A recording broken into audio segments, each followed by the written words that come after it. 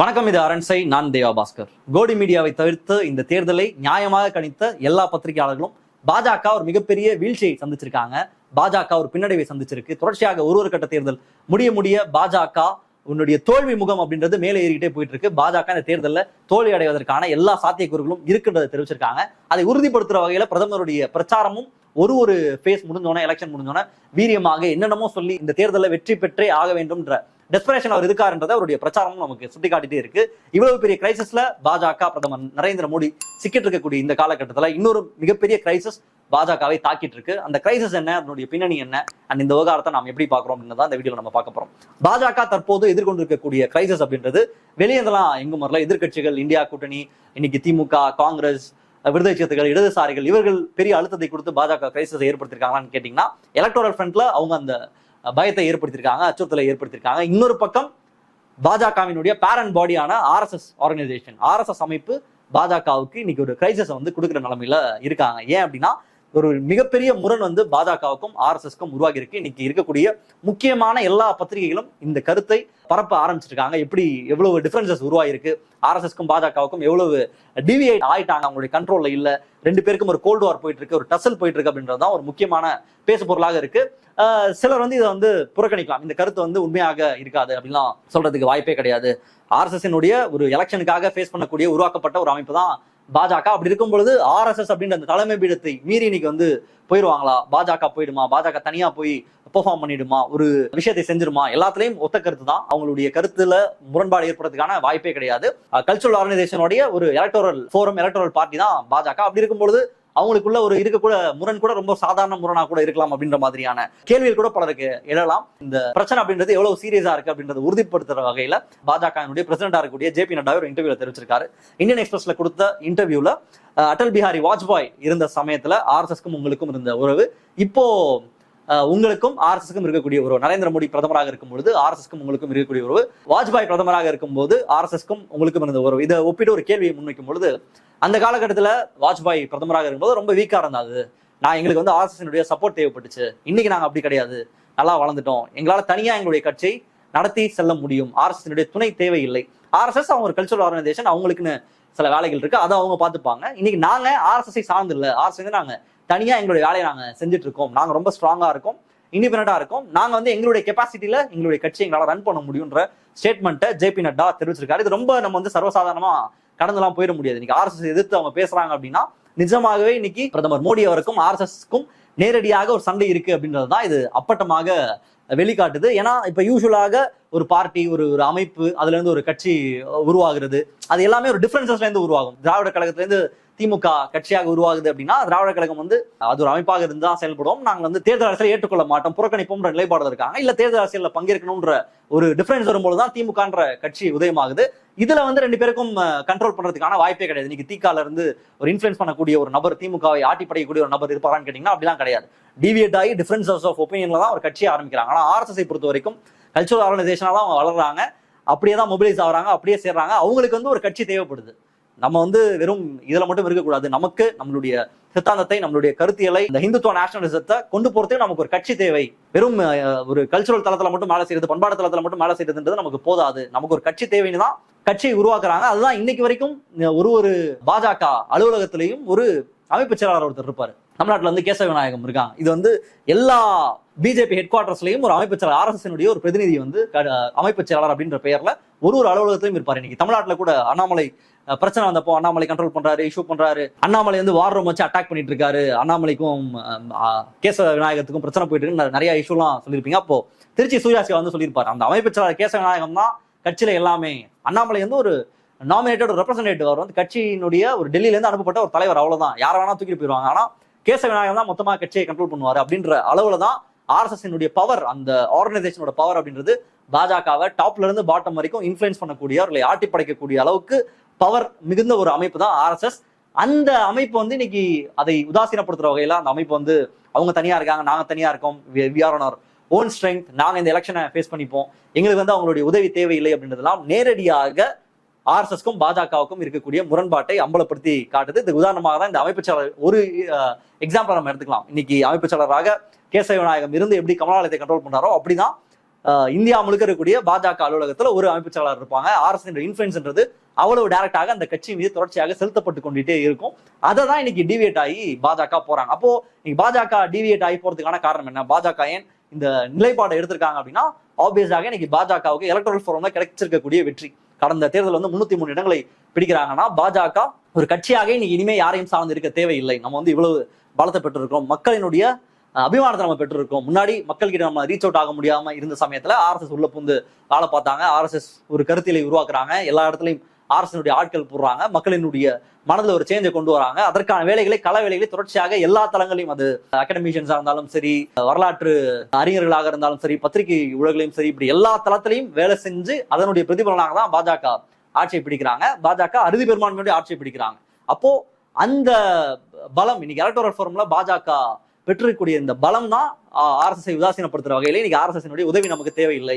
In fact RSS நம்ம விலகி இருக்கிறது அப்படின்றது நிஜமாக இன்னும் எலக்டோரல் சைட்ல இன்னும் பலனை வந்து நம்ம கொடுக்குன்ற அடிப்படையில் தான் பாஜக இந்த நிலைப்பாடு எடுத்திருக்காங்க அப்படின்றதான் நம்மளுடைய அண்டர்ஸ்டாண்டிங். அண்ட் ஏன் இந்த நிலைப்பாடு இன்னும் வேற என்னென்ன காரணங்களால எடுக்கப்பட்டுன்னு கேட்டா, அவுட் அண்ட் அவுட் இதனுடைய முதற் காரணியாக நான் ஃபீல் பண்றது அப்படின்றது பிரதமர் நரேந்திர மோடியினுடைய எண்ண ஓட்டம். அவர் வந்து இன்னைக்கு யாராக இருக்கிறார், யாராக தன்னை வந்து அவரே கற்பனை செய்து கொண்டிருக்கிறார், எந்த இடத்துல தன்னை பொருத்தி பார்க்கிறார்னா, இன்னைக்கு நேரடியாக நான் மனித பிறவியே கிடையாது, நான் வந்து சாதாரணமாகலாம் பிறந்திருக்கலாம், வாய்ப்பு இல்லை, கடவுள் இந்த பூமிக்கு வச்சு ஏதோ ஒரு அசாதாரணமான விஷயத்தை செய்யறதுதான் அசாதாரணமான மனிதன். இன்னைக்கு இப்படி என்னை கேள்வி கேட்கக்கூடாது, என்னை நீங்க வந்து விமர்சிக்க கூடாது, கேள்விக்கெல்லாம் அப்பாற்பட்ட மனிதன் நான், திரும்பும் திசையெங்கும் நான் தான் இருப்பேன், எல்லா இடத்துலயும் நான் தான் இருப்பேன், டிவியை திறந்தா நான் தான் இருப்பேன், போஸ்டர்ஸ்ல நான் தான் இருப்பேன்ற வகையில எல்லா இடத்துலையும் நான் மட்டும்தான் இருக்கணும், நான் மட்டுமே தான் இருக்கணும்ன்ற அவருடைய அந்த மனநிலை தான் இன்னைக்கு அவரை இந்த இடத்துல கொண்டு வந்து நிப்பாட்டு இருக்கு. RSS எதிர்க்கிற அளவுக்கு அவருடைய மனநிலை தான் அவரை வந்து கொண்டு போய் நிறுத்திருக்குன்றதான் பர்சனலா என்னுடைய அண்டர்ஸ்டாண்டிங்கா இருக்கு. ஏன்னா அவரை வந்து கேள்வி கேட்கிற இடத்துல யாருமே இருக்கக்கூடாது. அது RSS இருந்தாலும் சரி, பத்திரிகையாளர்கள் இருந்து, பொதுமக்கள் இருந்து,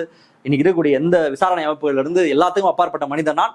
அதே மாதிரி RSS விடவும் உயர்ந்தவன் நான்ற ஒரு நிலையை அவர் அடைந்திருப்பதனாலதான் இந்த நிலைப்பாடை இன்னைக்கு எடுத்திருக்காங்க. நேரடியாக JP நட்டா பேசுறாரு, ஒரு இன்டர்வியூல சொல்றாரு, RSS சார்ந்த நாங்கள் கிடையாது, அங்க வந்து இண்டிபெண்டாவே நாங்க வந்து எங்களால எங்களுடைய கெப்பாசிட்டியை ப்ரூவ் பண்ண முடியும்னு நட்டா பேசுறாரு. அப்படின்னா நிஜமாகவே இது வந்து ஒரு பாஜக பிரதமர் நரேந்திர மோடியினுடைய ஆதரவு இல்லாமல், அமித்ஷாவினுடைய ஆதரவு இல்லாமல் இதை பேச முடியுமான்னு கேட்டீங்கன்னா நிச்சயமா அதற்கான வாய்ப்பெல்லாம் கிடையாது. இந்த பார்ட்டி ஃபங்க்ஷன் ஆகிறதே அப்படிதான், மேல இருந்து கீழே தான் ஃபங்க்ஷன் ஆகும். சோ அந்த நரேந்திர மோடின்ற அந்த பிம்பம் அது தங்களை காப்பாற்றும், அவர் எடுத்திருக்கக்கூடிய முடிவு அப்படின்றதான் இதுல இருந்து வெளிப்படையாக தெரியக்கூடிய உண்மையா இருக்கு. அண்ட் செகண்ட்லி, இதுல இருக்கக்கூடிய இன்னொரு மிகப்பெரிய பிரச்சனை அப்படின்றது, ஒருவேளை RSS இன்ஃபுளுன்ஸ்ல இன்னமும் பாஜக தொடர்ந்தால், நீடித்தால், RSS சொல்றது எல்லாத்தையுமே பாஜக செஞ்சுட்டு இருந்தா நிஜமாகவே இது வந்து பிரதமர் நரேந்திர மோடியினுடைய பிரதமர் பதவிக்கு இன்கேஸ் ஃபியூச்சர்ல இந்த எலெக்ஷன்ல பாஜக தோக்குறாங்க அப்படின்னா, பிரதமர் நரேந்திர மோடி ஒண்ணும் இல்லாம ஆக்கிறதுக்கு RSS அனைத்து வேலைகளையும் பண்ணும். இன்னைக்கு அத்வானியுடைய நிலை என்னன்றதை பார்த்தோம். பிரதமராக நரேந்திர மோடி வந்த பிறகு அத்வானி அப்படின்றவர் ஒட்டுமொத்தமாக புறக்கணிக்கப்பட்டா, அதுக்கு வெளிப்படையாக நரேந்திர மோடி அவர்கள் தான் காரணம், அவர் தான் அவரை புறக்கணிச்சிருக்காருன்றது எல்லாருக்குமே தெரிந்த உண்மையாக இருந்தது.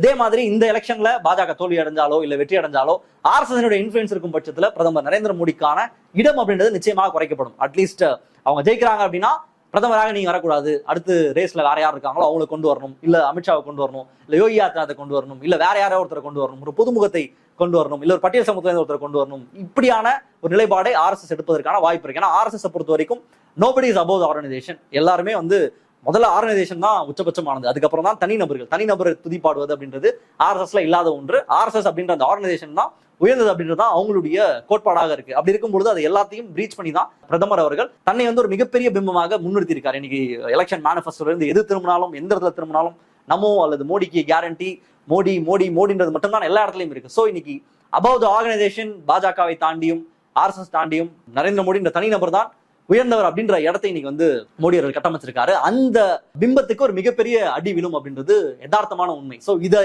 தடுக்கணும் அப்படின்னா நிச்சயமாக RSS உள்ள விடக்கூடாது. RSS உள்ள விட்டால் நிஜமாகவே இந்த பிம்பத்திற்கு ஒரு மிகப்பெரிய அடிவிலும் அப்படின்றதான் யதார்த்தம். அதனால அவர் வந்து தடுத்து வச்சிருக்காரு. அடுத்ததாக அவருடைய இந்த பிரதமர் ஆசை அல்லது அவருடைய பொறுப்பு, அவருடைய பிம்பத்திற்கு ஒரு மிகப்பெரிய டேமேஜை கன்ஃபார்மா RSS போன்ற அமைப்பில் எக்ஸ்டர்னலா ஒரு பாடி உள்ள வந்து இன்ஃபுளுன்ஸ் பண்ணிச்சா நிஜமாகவே அவருக்கான ஸ்கோப் பண்றது குறைஞ்சு போயிடும். இன்னைக்கு வந்து அவருக்கு காம்படிஷனா நடந்து அவருக்கு சுத்தி அவருக்கு ஈக்குவலா இருக்கக்கூடிய எல்லா தலைவர்களையும் அல்லது அவருக்கு சீனியர் மோஸ்டா அந்த எல்லா தலைவரும் அவர் பேக்கப் பண்ணிட்டார். இன்னைக்கு அவர் சொல்றது, அவருக்கு கீழே யார் அவர் சொல்றதை கேட்கிறாங்களோ, இல்ல பிரதமர் நரேந்திர மோடியை லார்ஜர் தன் லைஃப் இமேஜா யார் ப்ரொஜெக்ட் பண்றாங்களோ, அது ஹிமந்த பிஸ்வா சர்மாவா இருக்கலாம், அமித்ஷாவா இருக்கலாம், அஸ்வினி வைஷ்ணவா இருக்கலாம், ஸ்மிருதி இரானியா இருக்கலாம், இவர்களை தான் அவர் வந்து கூட வச்சிருக்காரு. அதை தாண்டி அவருக்கு ஈக்குவலா அந்த பலரையும் அவர் வந்து இன்னைக்கு வீட்டுக்கு அமிச்சிட்டாரு. சிவராஜ் சிங் சௌஹான் இருக்கலாம், ஹர்ஷவர்தனா இருக்கலாம், ரவிசங்கர் பிரசாதா இருக்கலாம், இப்படி பல தலைவர்கள் நம்மளால சொல்லிட்டே போக முடியும். இப்படி பாஜகல அவருக்கு ஈக்குவலாக இருந்த நிதின் கட்கரி உட்பட எல்லாரையும் அவர் வந்து இன்னைக்கு பின்னாடி அமிச்சிட்டாரு. அவருக்கு கீழே அவருக்கு ஜூனியர்ஸா இருக்கக்கூடிய, அவரை துதிப்பாடக்கூடிய நபர்களை தான் நான் வந்து தொடர்ச்சியா வச்சுட்டே இருக்காங்க. ஸோ இந்த காரணிகளால தான் இன்னைக்கு ஆர்எஸ்எஸ்ல இருந்து டிவியேட் ஆகி பாஜக போயிருக்காங்க. பிரதமர் நரேந்திர மோடி அப்படின்ற அந்த பிம்பத்தை காப்பாற்றுவதற்கு, அந்த இமேஜை காப்பாற்றுவதற்கு தான் ஆர்எஸ்எஸ் வந்து விலகி போயிருக்காங்க. அண்ட் ஐடியாலஜிக்கலா அவங்க வந்து ஸ்பிட் ஆயிட்டாங்க, ஐடியாலஜிக்கலா அவங்க டிஃபரெண்ட் ஆயிட்டாங்க, ஐடியாலஜிக்கலா அவங்க வேரி ஆகுறாங்கன்ற எந்த ஒரு காரணத்தையும் நம்ம சொல்ல மாட்டோம். அங்க நடக்கக்கூடியதுன்றது ஒரு பவர் ஸ்ட்ரகிள்.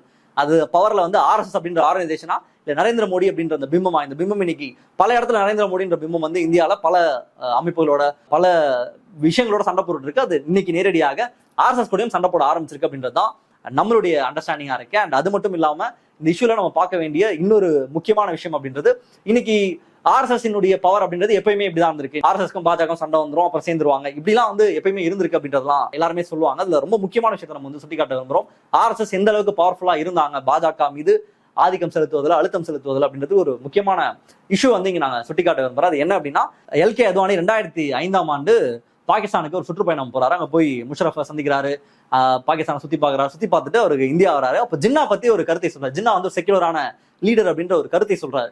இந்த கருத்தை வந்து ஒரு மிகப்பெரிய பரபரப்பை ஏற்படுத்துது. அதுவும் பாகிஸ்தான் பார்ட்டிஷன், ஜின்னா, இதை வைத்து ஒரு மிகப்பெரிய அரசியலை இருக்கக்கூடிய இந்துத்துவ அமைப்புகள் கட்டி எழுப்பியிருக்காங்க. அதுக்கு பின்னாடி தான் ஆர்எஸ்எஸ் பாஜக கட்சியெல்லாம் உருவாகி வளர்ந்திருக்கு, ஆர்எஸ்எஸ் என்ற அமைப்பு வளர்ந்திருக்கு, இந்துத்துவ கருத்திலும் வளர்ந்திருக்கு. இப்போ அப்படி இருக்கும் பொழுது அவர் ஒரு லீடராக இருக்கும்பொழுது, ஹோம் மினிஸ்டரா இருக்கும்போது ஒரு சுற்றுப்பயணம் போறாரு. அப்படி ஒரு அபிஷியல் போர்ட்போலியோல இருக்கும் பொழுது அந்த நாட்டினுடைய தலைவராக கருதப்படக்கூடிய ஜின்னா வந்து சொல்றாரு. ஜின்னா வந்து ஒரு செக்யூலர் லீடர்னு சொன்னது அவருக்கு ஒரு மிகப்பெரிய ஒரு பேக்லாஷை ஏற்படுத்துச்சு. பாஜக முழுக்க அவருக்கு மிகப்பெரிய எதிர்ப்புகள் கிளம்பியது. இந்துத்துவ அமைப்புகள், இயக்கங்கள், ஆர்எஸ்எஸ் இருக்கக்கூடிய இந்துத்துவ பார்ட்டி, இந்துத்துவ குரூப்ஸ் எல்லாமே அவருக்கு எதிராக ஒரு மிகப்பெரிய போராட்டத்தை கிளப்பினாங்க. பிரச்சனை ரொம்ப பெருசாச்சு. கடைசியாக அவர்கிட்ட கேட்டுட்டே இருந்தாங்க, ஏதாவது பிரச்சனை ஆயிடுச்சா, நீங்க சொன்ன கருத்து வந்து பெரிய ரியாக்ஷன் ஏற்படுத்துச்சுன்னு கேட்பது, அதெல்லாம் ஒன்றும் பிரச்சனை இல்லை, பிரச்சனைன்னு சொல்லிட்டு திடீர்னு ஒரு நாள் வந்து பார்ட்டி பிரசிடென்ட் போஸ்ட் வந்து ரிசைன் பண்ணிட்டு போயிட்டாரு.